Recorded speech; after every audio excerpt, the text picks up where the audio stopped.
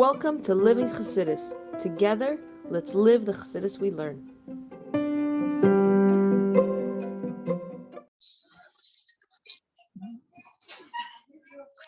Welcome everybody to Chassidus in the morning, 15 minutes, change your life, Heichaltzu.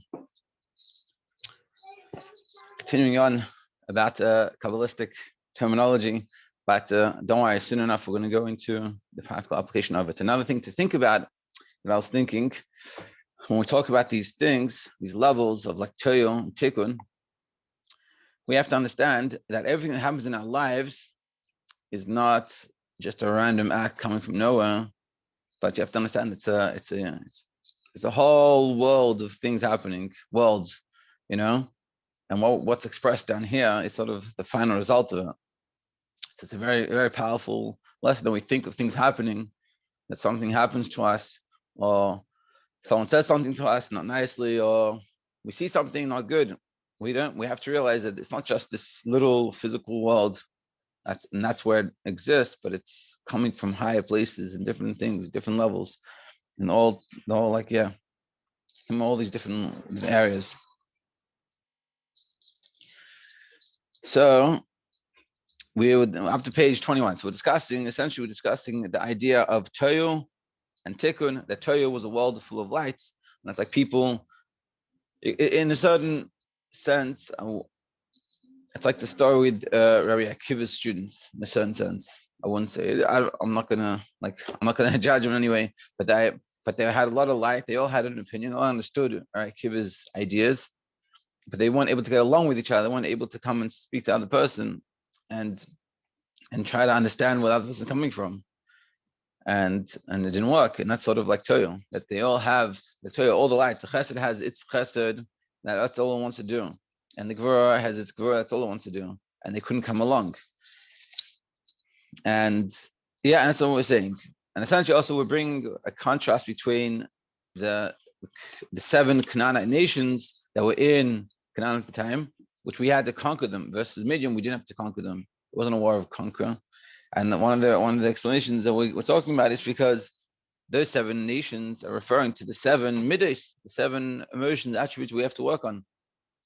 And therefore, that's what we have to conquer, because it's the idea that we can conquer, and it's in their specific levels in Toyo.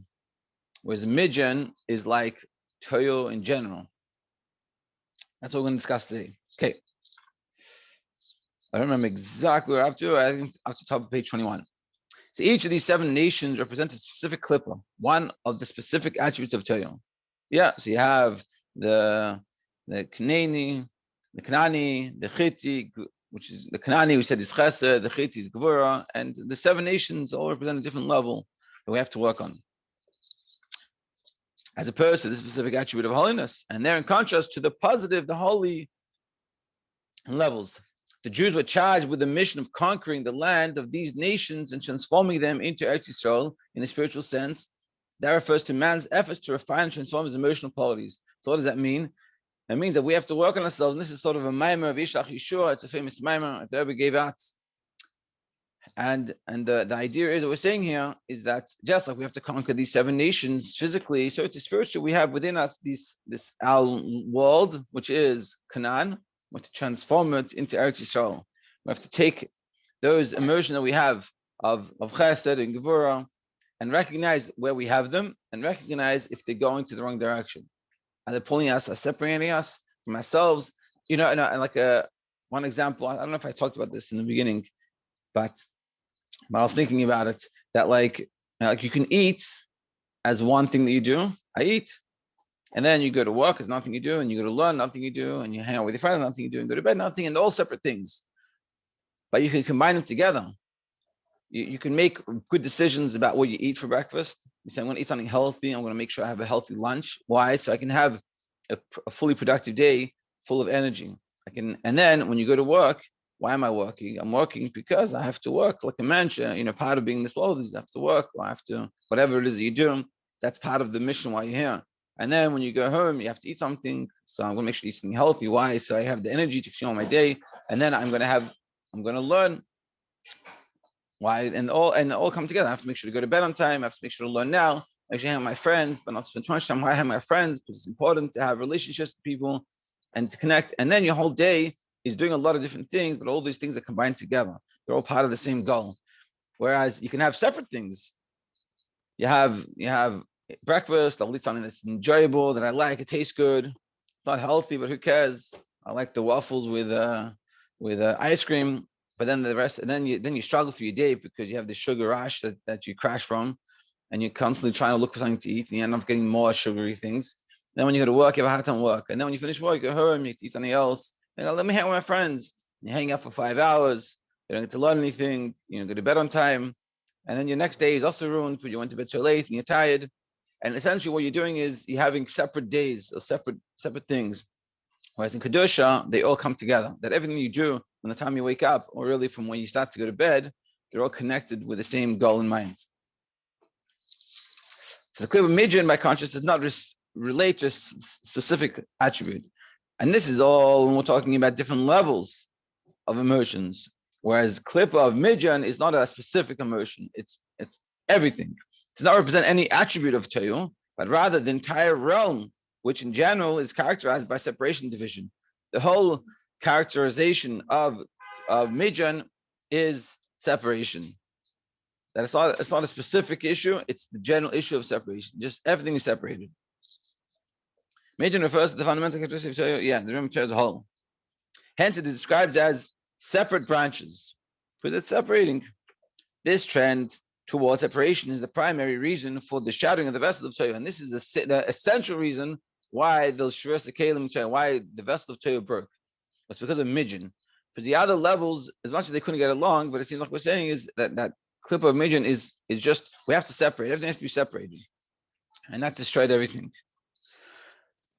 Now, through a train like of progressive descent, hishtalshelus. So now we're going to discuss what does it mean hishtalshelus. I'll say it outside and show, and we'll go inside. Basically, hishtalshelus is the chain like descent. You have, it starts from Atzilus, so really there's higher levels, but we'll go simply, it's from Atzilus. And that's a world which is called like a world full of lakus, like Atzilus and the word Etzel, like near, close to, next to God. That when you live on that level, that's not Atzilus is not like a destination, it's a reality.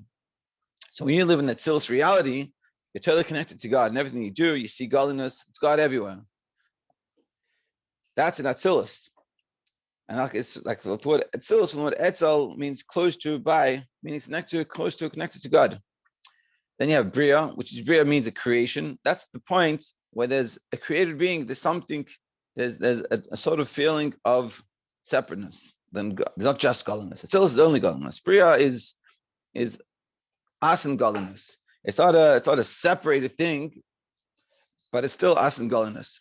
Yitzira is not just we are a created being, meaning there's God in us, but we've even been formed. We have our own distinct thing. There's God and then there's us. And we are our own form, we have our own things. And Asiya, which is our world, which is the feeling of this, you don't even feel godliness. There's rarely any godliness. Now, in order for that process to happen, to get to the point where we don't even feel godliness at all, in simple, it goes through this chain-like thing called hishtalshelus. That it goes more concealment and more concealment and more concealment. Atzilus, as much as it's a world full of godliness, but it's a world, it's not just godliness, it's a world of godliness, which is a level of separateness. And then you go through the hishtalshelus, and it goes, so to speak, it's like it goes through a funnel, and you go through the city, and let's say you're on a highway, and you go through each like stops on the way. You have like cities on the way. So you go to the city, you stop, you get some snacks, you get some stuff, you get some something you want to bring home for your kids or whatever it is. And so then you pick up some stuff on the way. And the further you go, the more stuff you get. Your car gets packed, and then you get totally, and then you go all the way down to the last level, which is us. And this is sort of a chain like descent. Now they call it a chain because it's interconnected, meaning it's not just separate things, but the lowest level of Atzilus is also connected to the highest level of Bria. That's why it's a chain, that they're interconnected. And he's going to explain that now. So the term hishtalshelus refers to the chain-like scheme wherein the descent and progressive contraction of the divine light gives rise to the existence of increasingly more defined and limited realms of existence. So through the contraction, there's more feeling of existence. meaning of existence other than God. To explain, the Kabbalists speak of spiritual worlds. To expand upon that concept by way of analogy, the term sweetness is applied to many different contexts. For example, food is described as being sweet. A melody is called sweet. A person is referred to as sweet. Top of page 22. And there is even, to refer to colloquial Yiddish expression, is this a svara, a sweet idea, sweet concept. So they're all sweet, but they're very different types of sweetness, more refined and less refined. Now, there are many levels within each of these categories themselves. There are multiple different types of sweet foods, songs, persons, and ideas. However, the difference between the two types of sweet food is of totally diverse nature than the difference between sweet food and sweet song. You can't compare two types of sweetness, a sweet cheesecake versus sweet ice cream, in comparison to a sweet song. They're very different levels. The sweetness of both foods can be tasted by the palate, while the sweetness of a song requires the use of higher senses. The sweetness of a food is just in the mouth, whereas the sweetness of a song is much deeper. And the sweetness of a person and an idea cannot be perceived by physical senses at all. And then also an idea, a sweet idea or a sweet person, it's not like a physical thing. A taste, like a taste, it's a whole different, deeper level. Nevertheless, the same term is used to describe all these four types of sweetness. In other words, the same motif can exist on different planes and in different forms. And the lower manifestation of the motif can be seen as an analogy for a higher one. The lower level is similar to the higher one. A similar concept applies regarding the various levels of spiritual existence. As divine light and the life energy descend from a higher to a lower plane, their multiple expressions take on different forms, manifestations. So, so to speak, the higher one would be like an intellectual idea. It's a very sweet idea, but it's like an idea. And then as you go down, it's like sweetness of a song, sweetness of food, and it's much more of a physical thing, much more versus the higher one's intellect is much more spiritual. So what distinguishes a lower plane from a higher one? The degree of self-awareness possessed by the created being of that realm and the corresponding degree of which the godly light that shines in that realm is veiled. So what defines a world is how much godliness is revealed or concealed, and how much do we feel godliness. In our world, we don't feel any godliness, it's very difficult, and godliness is very concealed. You go higher, you feel more godliness, and godliness is more revealed. You keep on going higher until you get Atzilus, which is you don't feel yourself as a separate existence, and you only see godliness, all godliness.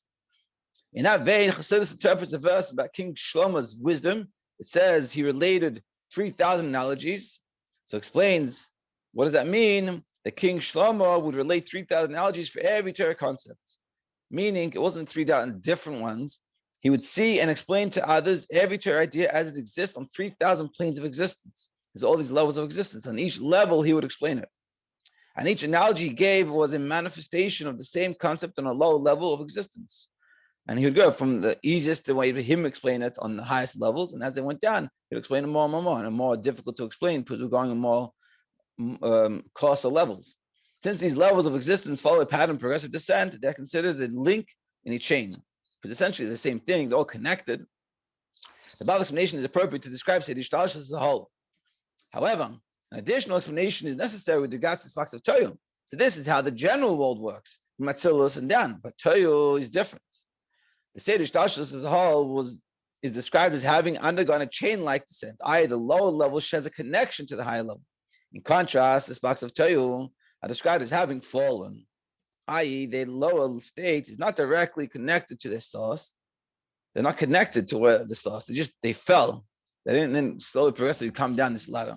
So accordingly, although the source for a line on the physical plane is an angel identified with the face of the lion, even though the reason why we have a lion here is because of the face of the lion in the chariot of Heichaltzu's vision. In Yechezkel's vision of the divine chariot, that source is a lofty level of holiness. By contrast, the lion on the physical plane is a non-kosher animal with cruel tendencies. So to speak, it will sort of speak like a fall. So you have the lion in Shemayim, which is holy, but then the lion falls down here and it becomes totally not holy. It's not kosher, and it doesn't act in a nice way. And that's essentially what we're talking about. Tomorrow we'll finish up this. It's not the next paragraph, the next chapter. But essentially what we're saying, this is what we're seeing here is the way the world works in general. And you can also say within our lives, if you want to look at it in terms of our reality, that you have the reality of we're totally connected to God. And when we're doing things, we see godliness. We have sometimes in our lives, you have this clarity. You do something, and you're not sure if there, and beforehand you're not sure if it's right, and suddenly you feel like this is the right thing to do. I can tell this is what I should be doing. That's, and I can tell, meaning because it's what God wants me to do. It's part of my plan, my mission in this world. That's when you have a little live in that hishtalshelus. Godliness is not concealed from you, and you see godliness. All things happen to you in the lives, and it makes it very clear.